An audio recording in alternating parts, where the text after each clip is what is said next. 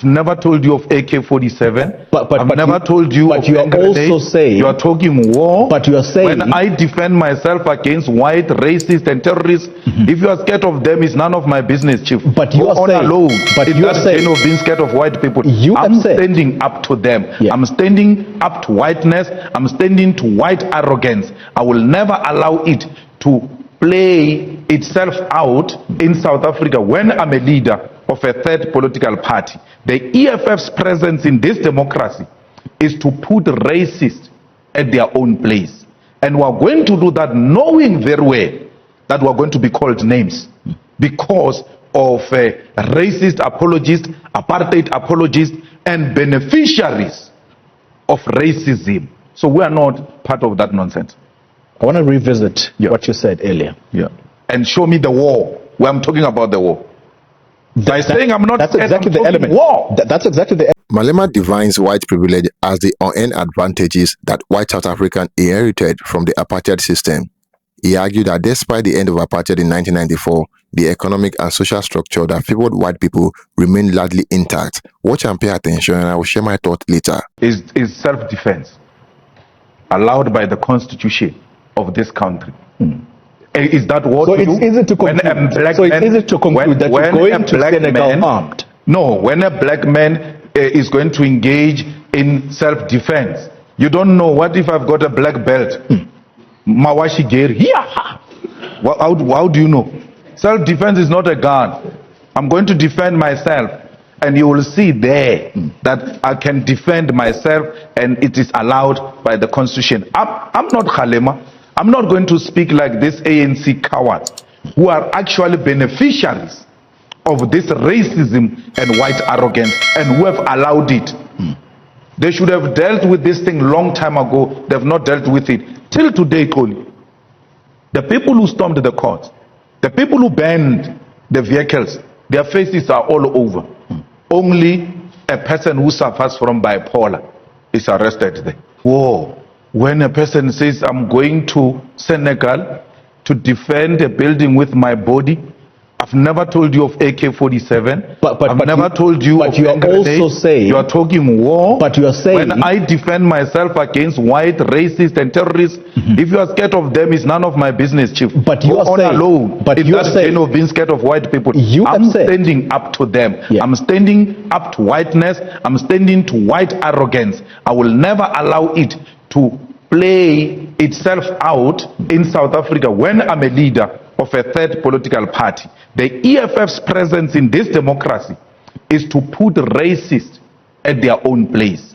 And we're going to do that knowing very well that we're going to be called names because of racist apologists, apartheid apologists, and beneficiaries of racism. So we are not part of that nonsense. I want to revisit what you said earlier. And show me the war where I'm talking about the war. By saying I'm not that's exactly the element. War. That's exactly the element. We're in this mess because of people like him who allowed whites to undermine us like that. You think we can listen to people like him? You think we can listen to Mbeki, to Zuma, to Mandela? We'll never allow that. This nonsense must come to an end at some point. These whites should know that we are not stepchildren in this country. This is our country. We too belong here. And if going to Senegal will cause a civil war, if a man exercises his constitutional rights, that will lead to a civil war, so be it. I'm not talking here from the comfort of my couch in the newsroom Africa offices. I will be in Senegal myself. I will be leading from the front. Do what you want to do. What soldiers? Why should we be scared of retired soldiers when we're not scared of them when they were soldiers? When they legitimately carried guns to kill black people, we confronted them with stones. Mr. Malema. Let history repeat itself. Let us confront the same people our parents confronted. If that is going to be the case, let it be. We're not going to live in fear here because we think white farmers are former generals. They can go to hell. Murderous generals. There's too much white arrogance here. You have allowed it because your president was bought by white people. And not only now, from when he was young. He was adopted by a London family which handed him over to the Minel family. Where do you think Cyril gets accent from? because he has never gone to a white school. He went to black schools in Shawela, later on in Venda, then he went to Teflo. He's got an accent because he grew up in a white family. So they bought him from when he was young. The white arrogance is not only in the farms.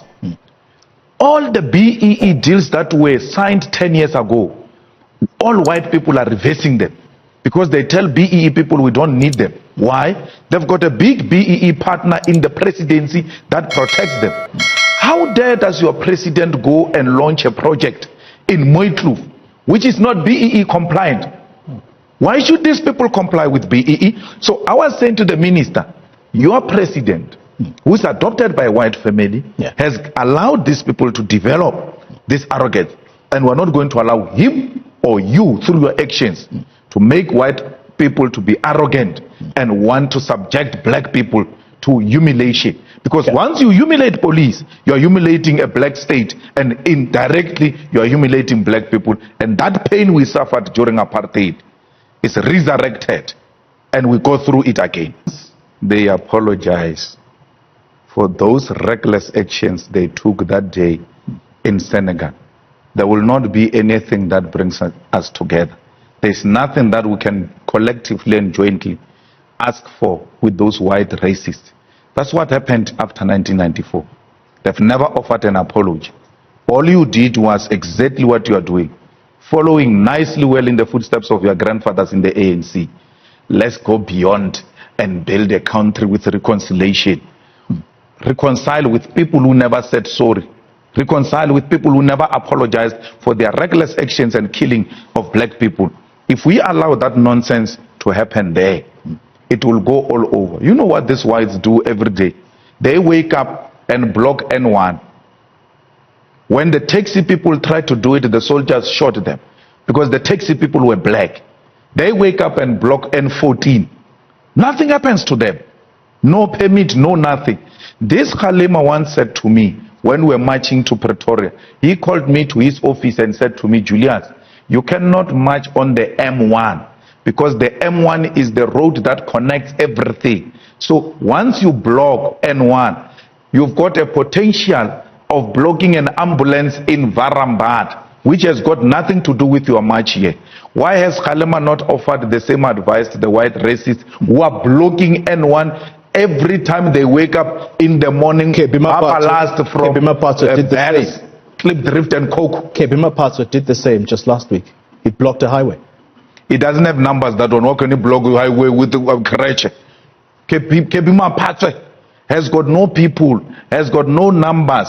There are very few MK people. Those drunkards that are following Kebima Patso everywhere have got nothing to do or the same capacity as these farmers who are always blocking N1 here in Gauteng. I've never seen any police action against them. With you, I'm making a case to you. Policeman, who's involved in the stealing of stock theft or any other form of crime must be arrested. I mean, we must be very proud that a general has been arrested in the police now. That should send a strong message to the corrupt police. But only because earlier on you said we must not divert. A similar case is in Newcastle, where white farmers steal black people's cattle. Because when the cattle go grazing in their farms, they arrest those cattle and they never release them. When they report them to Newcastle police station, black police officers say, we cannot arrest a white man, you know that. When they run over kids, as they do their racist things in that town, and the black people go and open a case, the police say we cannot go and arrest a white man, you know that. I'm not making this up.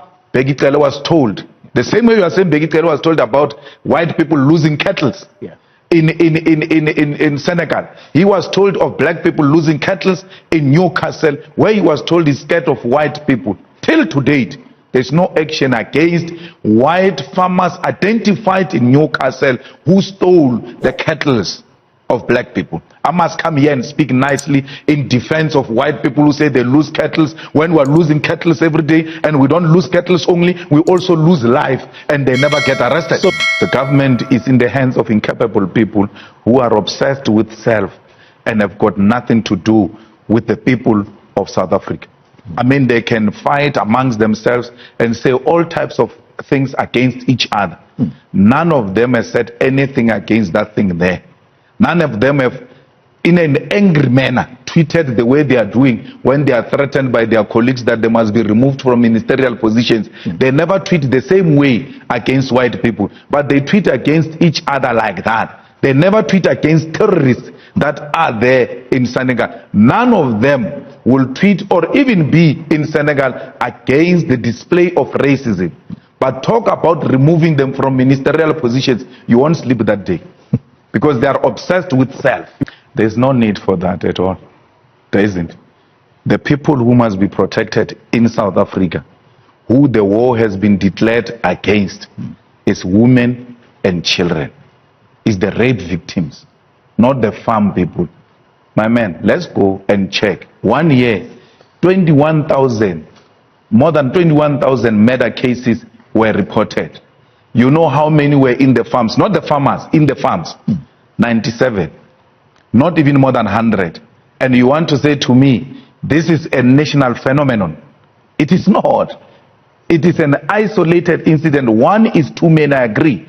Let's deal with murder decisively. If you want to talk special attention, if you want to talk special teams brought together, special courts, special prosecutors, special police, focusing on special issue, that issue should be rape, that issue should be murder of women and children and the elderly gogos. Those are the people who are the victims of the current crimes in South Africa, not farmers. I'm saying to you 97. So if we're to go to the farmers, it's actually going to be way less than that. You want us to create a special unit for them because they are white? It will never happen. Maybe the ANC government will do it. When the EFF comes in, it's going to destroy that type of a unit and refocus that channel where it is needed the most. There is scientifically, there is no any form of evidence that farmers are being finished in South Africa. It's not true. For Malema, white privilege is not just about individual racism. It's about systemic inequality. He points to disparity in land ownership, employment, and access to resources as evidence that the playing field is far from level. To understand Malema's perspective, we need to revisit South Africa's history. Under apartheid, land, wealth, and opportunities were reserved for the white minorities, while the black majority faced discrimination and exclusion. Although apartheid officially ended, Malema argues that its economic legacy persists. He believes white privilege is a direct result of this history and cannot be ignored if South Africa is to achieve true equality. Malema is critical of the Rainbow Nation concept championed by Nelson Mandela. While he acknowledged Mandela's role in ending apartheid, he believed the focus on reconciliation came at the expense of addressing economic justice. For Malema, unity is impossible without dismantling white privilege. He argues that economic transformation is not just a political issue, it is a moral one. One of Malema's most controversial policy is land reform. He advocates for the expiration of land without compensation, targeting land still owned disproportionately by white South Africans. Malema believes this policy is essential to dismantling white privilege and empowering black South Africans, who were dispossessed of their land for generations. Of course, Malema's views on white privilege are not without criticism. Some accuse him of inciting racial tension and oversimplifying complex issues. Others argue that his focus on white privilege overlooks the contribution of non-racial policies to South Africa's development. But for Malema, this critics miss the point. He sees this rhetoric as a necessary wake-up call to confront uncomfortable truth about inequality and privilege. Ultimately, Malema's views on white privilege are rooted in his vision for a more equitable South Africa. He envisions a country where wealth and opportunities are shared and the scars of apartheid are healed through justice and not just rhetoric. Thank you for watching, guys, and bye for now.